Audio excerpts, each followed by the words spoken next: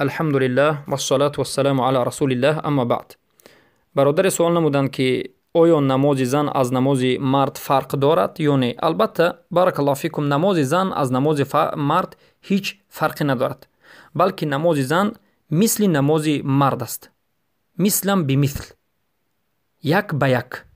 هر دوی نماز یک نمود است، نماز مرد و نماز زن در همه حالتش، در سجده، در نشستن و در راست ایستادن و در غیره.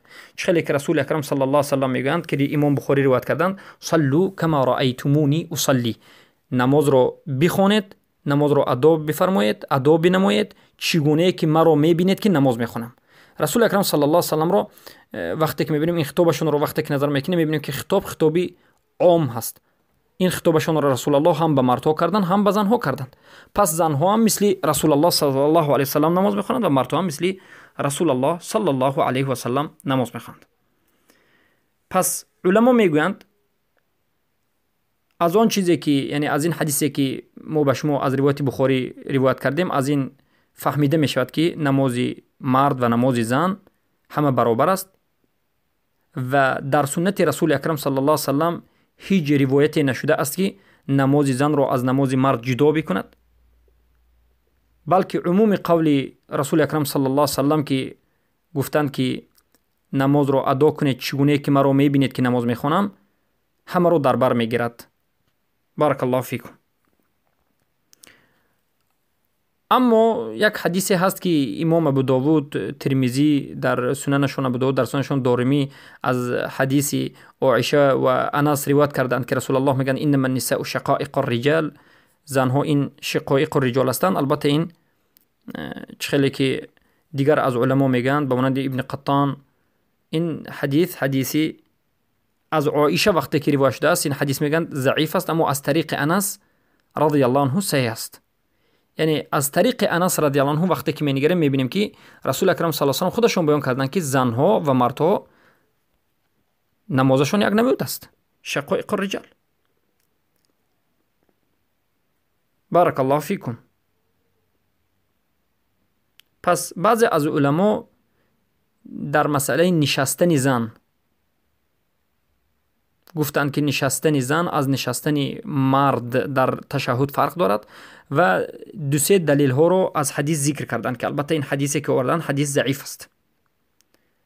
حدیث آوردند از ابی سعید الخدری رضی الله عنه که امام بیهقی روایت میکنند و علما این حدیث رو منکر گفتند. حدیث این است که رسول اکرم صلی الله علیه و سلم مردها رو در سجده کردن امر میکردند که سجده هاشون، یعنی جسم هاشون بلندتر باشد، شکم هاشون رو بالا کنند و زنها رو امر میکردند که شکم هایشون رسد به پای هایشون. و البته این حدیث منکر است، حدیث هیچ جای حجتی ندارد. منکر که شد بینواد پایین ترین درجه حدیث است. و حدیث دوم که از عبدالله ابن عمر روایت میکنند که رسول اکرم صلی الله علیه و سلم گویا گفتنی هستند که زن وقتی که به نماز میشیند، یعنی سون پاش رو به سون پاش بگذارد و در حالت سجده کردن شکمش رو به سون پایش چسباند، به مانند اینکه یک کروله نشسته است، یعنی شکمش باید حتما به زانویش چسبت میگند. و البته این حدیث هم در سنن بیهقی کبرا روایت شده است و علما میگن که این حدیث هم ضعیف است، زیرا که از روایت ابی مطیع البلخی است. سبحان الله. پس ابی مطیع بلخی این کسی است که روایتش ضعیف است. پس از این فهمیده می شود که بین نماز زن و بین نماز فرق هیچ فرقی وجود ندارد. بین نماز زن و بین نماز مرد فرقی وجود ندارد.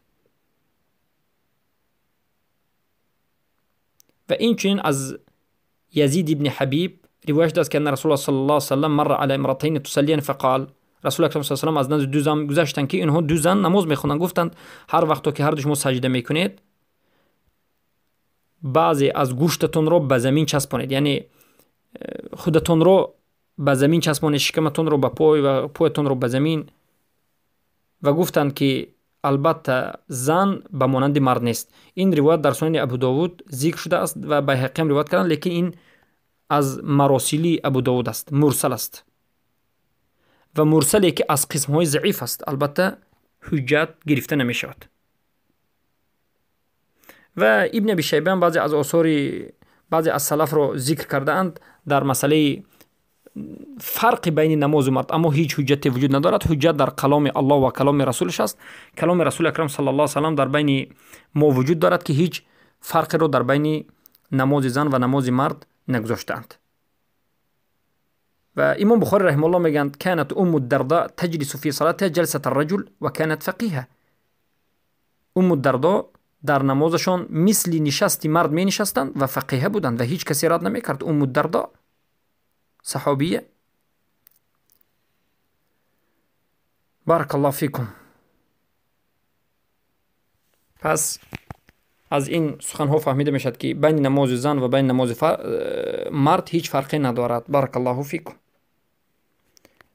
ما در نظر داریم البته طرز نماز خوانی رو، اما از طرز ستر عورت این دیگر مسئله است. ستر عورت زن معروف است، پوشیدن پایش واجب است، لباس وشی پوشیدن و دراز پوشیدن، اما در مسئله پوشیدن دست و پوشیدن روی خلاف است. قول راجح این است که پوشیدنش افضل است، در جایی که پوشیدنش یگون ضرر در امنیتش نیست واجب